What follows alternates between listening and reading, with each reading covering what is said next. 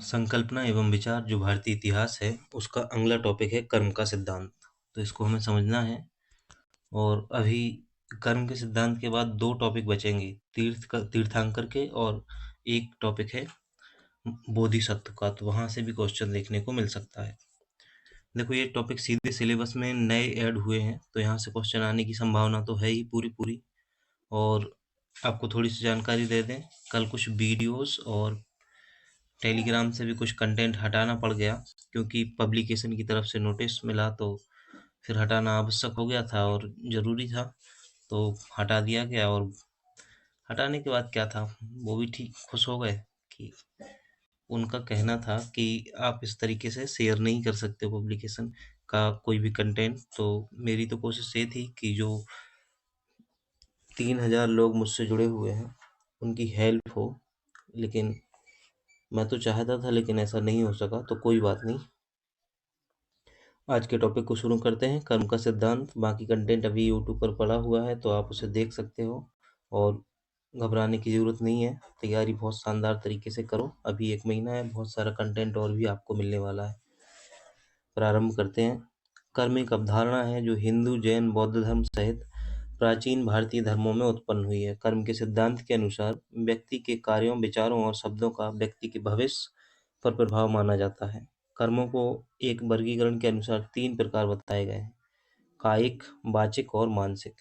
कायिक का अर्थ होता है, कायिक कर्म उन कर्मों को कहा जाता है जो काया और शरीर द्वारा किए जाते हैं। वहीं वाचिक जो कर्म वचन या वाणी द्वारा किए जाते हैं उन्हें वाचिक कर्म कहा जाता है। मानसिक, मन से उत्संपन्न होने वाले कर्म मानसिक कर्म कहलाते हैं। कर्म के सिद्धांत का हमें क्या, देखो, अर्थ समझना है।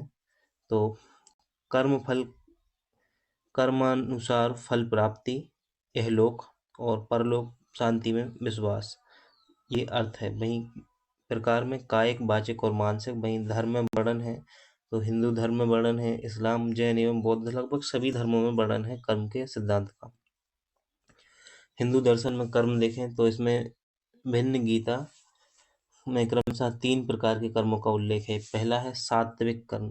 तो आपको प्रकार विशेष रूप से याद रखने हैं, कौन कौन से कर्म है गीता में: सात्विक, राजस और तामसिक कर्म।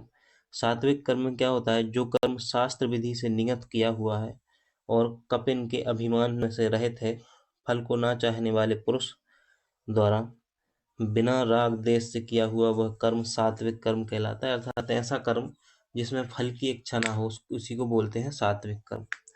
राजस कर्म, जो कर्म बहुत परिश्रम से युक्त है तथा फल को चाहने वाले अहंकार युक्त पुरुष द्वारा किया जाता है, वह कर्म राजस कर्म कहलाता है। इसमें क्या होता है, इसमें फल की इच्छा को रखा जाता है। और तामसिक कर्म, जो कर्म परिणाम, हानि, हिंसा और सामर्थ्य को ना विचार रख कर केवल अज्ञान से आरंभ होता है, वह कर्म तामस कर्म कहलाता है। संक्षेप में, धर्मानुकूल आचरण सदकर्म है जिसका फल अच्छा होता है। गीता में कहा गया है कि धर्म विरुद्ध कर्म करने से अपकीर्ति और पाप होता है।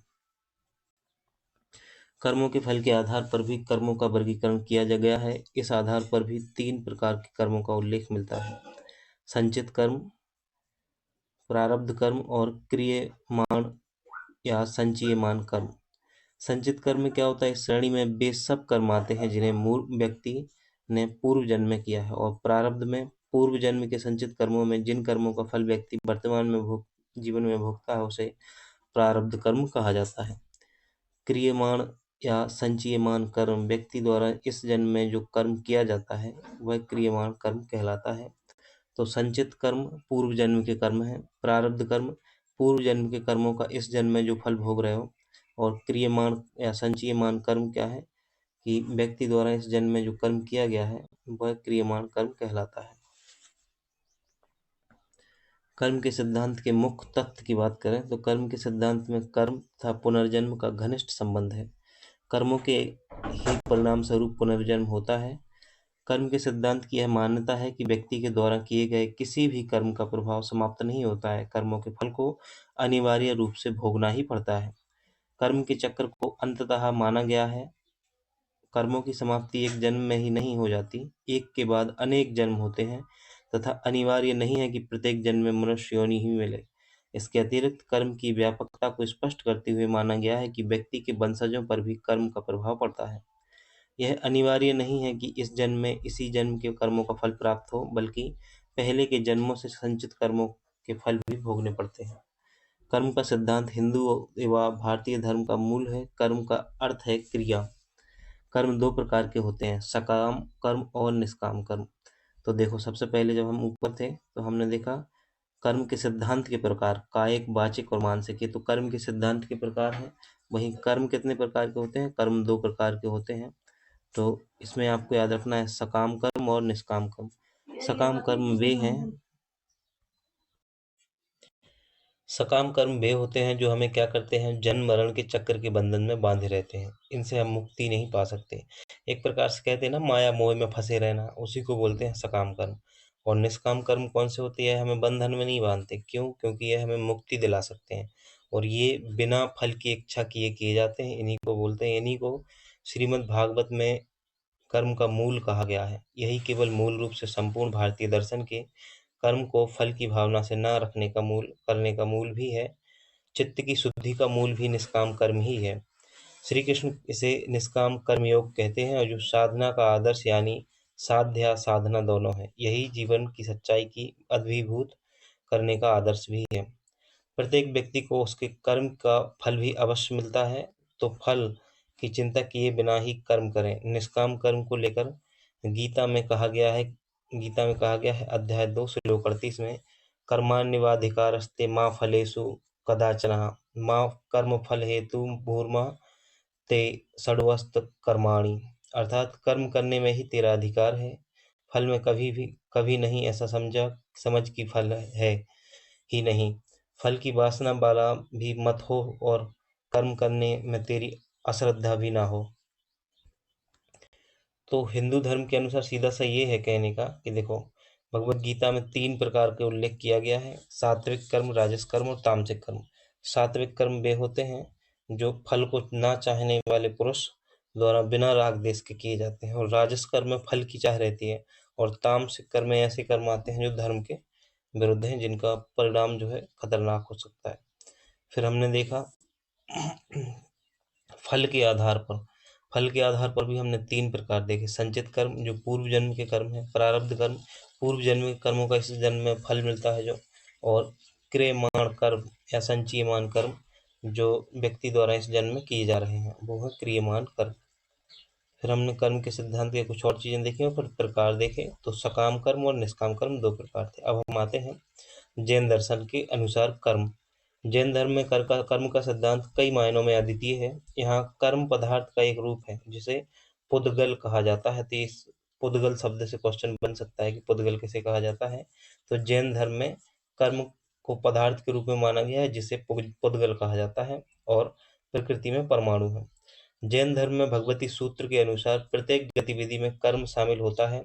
चाहे कोई मन, वचन या शारीरिक क्रिया द्वारा गतिविधि में संलग्न हो, उसे कर्म आवश्यक प्राप्त होता है। चूंकि सांसारिक आत्माएं लगातार किसी न किसी गतिविधि में संलग्न रहती हैं, परिणामी कर्म उसकी ओट प्रवाहित होते हैं।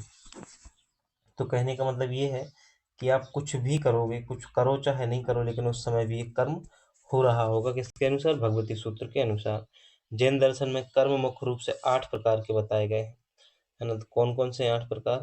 पहला है जनावर्णी, दर्शनावर्णी, वेदनीय, मोहनीय, आयु, नाम, गोत्र और अंतराय। ये 8 प्रकार बताए गए हैं जैन धर्म में कर्म के। तो सीधे ऐसे भी क्वेश्चन बन सकता है कि जैन दर्शन में कर्म कितने प्रकार के बताए गए हैं? तो 8 प्रकार के।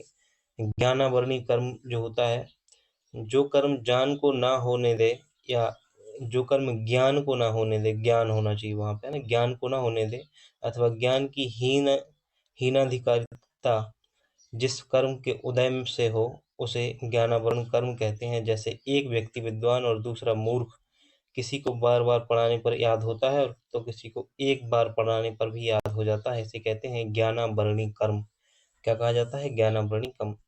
दूसरा है दर्शनावरणी कर्म, जो कर्म ज्ञान के पूर्व होने वाले दर्शन को ना होने दे, तथा जिस कर्म के उदय से बहुत निंद्रा आवे, गहन निंद्रा आवे, कम निंद्रा आवे, उसे दर्शनावरण कर्म कहते हैं। द्वारपाल जैसे महल में प्रवेश ही नहीं करने देता है, उसी प्रकार दर्शनावरणी कर्म भी पदार्थ का समान अवलोकन दर्शन नहीं होने देता है। जिनवाणी का अनादर पूर्वक श्रवण करना, दर्शन आदि में बाधा पहुंचाना, बहुत देर तक सोना, दिन में सोना, आलस्य करना, इंद्रिय के विपरीत प्रवृत्ति करना इत्यादि कारणों से दर्शनवर्णी कर्म का आस्त्रव बंद होता है। तो दर्शनवर्णी कर्म वे हैं जो दर्शन ना होने दें, मतलब है ना, जो जिससे ज्ञान प्राप्ति ना हो, दर्शन ना होने दें, व्यक्ति जागृत ना हो पाए, सीधा सवाल ये है। वेदनीय कर्म, जिस कर्म के उदय से सुख तीन और दुख रूप में भेदन हो, अनुभव हो, उसे वेदनीय कर्म कहते हैं। पीड़ा होने पर दुख तथा अच्छे भोग सामग्री मिलने पर सुख की अनुभूति होना वेदनीय कर्म है। मोहनीय कर्म, जिस कर्म के उदय से जीव पदार्थों के यथार्थ स्वरूप को नहीं जान पाता है, उसे मोहनीय कर्म कहते हैं। अथवा जिस कर्म के उदय से बुद्धि में भ्रम उत्पन्न हो, उसे ही मोहनीय कर्म कहते हैं। आयु कर्म, जिस कर्म के उदय से मनुष्यादि भवों में गतियों में रुकना होता है, उसे आयु कर्म कहते हैं। जैसे दोनों पैरों में पड़ी हुई बेड़ी मनुष्य को स्वेच्छा से यहाँ वहाँ नहीं जाने देती, एक ही स्थान पर रोक रखती हैं, उसी को बोलते हैं आयु कर्म। नाम कर्म, जिस कर्म के उदय से अनेक प्रकार के शारीरिक शरीर की रचना होती है, उसे नाम कर्म कहते हैं। मोटा, पतला, काला, गोरा, सुरूप, कुरूप इत्यादि कार्य का नाम कर्म के नाम कर्म के माने जाते हैं। तो नाम कर्म भी आपको याद रखना है। गोत्र कर्म, जिस कर्म के उदय से उच्च कुलों में तथा नीच कुलों में जन्म होता है, उसे गोत्र कर्म कहते हैं। अथवा जिस कर्म के उदय से उच्च आचरण में न व नीच आचरण में प्रवृत्ति होती है, उसे गोत्र कर्म कहा जाता है। अंतराय कर्म, जिस कर्म के उदय से दाता और पात्र के बीच लेन देन में वित्त उत्पन्न हो जाए, उसे अंतराय कर्म कहते हैं। अथवा वस्तु सामने होते हुए भी जिस कर्म के उदय से उसका ग्रहण भोग उपयोग न हो सके, उसे अंतराय कर्म कहते हैं। इसको खंजाजी की उपमा दी गई है। अब हम बौद्ध दर्शन में कर्म देखें तो बौद्ध धर्म और पाली साहित्य में सबसे महत्वपूर्ण है कि वह कर्म सिद्धांत या कर्मवाद है। हिंदू कर्म सिद्धांत आत्मा की मान्यता पर निर्भर करता है और बौद्ध धर्म में आत्मा ही है ही नहीं। भगवान बुद्ध की कर्म सिद्धांत का संबंध कर्म से था और वह भी वर्तमान जन्म के कर्म से। भगवान बुद्ध ने चेतना को ही कर्म कहा है। चेतना है भिखब्बे कम्ब बदामी, अर्थात भिक्षुओं में चेतना को ही कर्म कहता हूँ। चेतना के द्वारा ही काया, वाणी व मन से कर्म को करता है। बुद्ध ने कहा है कि चेतना के द्वारा ही व्यक्ति काया से, वाणी से, मन से कार्य करता है। चेतना ही कर्म का आधार है। भगवान बुद्ध ने मनुष्य के आंतरिक व्यक्तित्व का विश्लेषण चित्त को केंद्र में रखकर किया है। तो इस प्रकार से हमारा जो टॉपिक था कर्म का सिद्धांत कंप्लीट हो रहा है ना। और अब हमें प्रमुख तीर्थकर देखने हैं।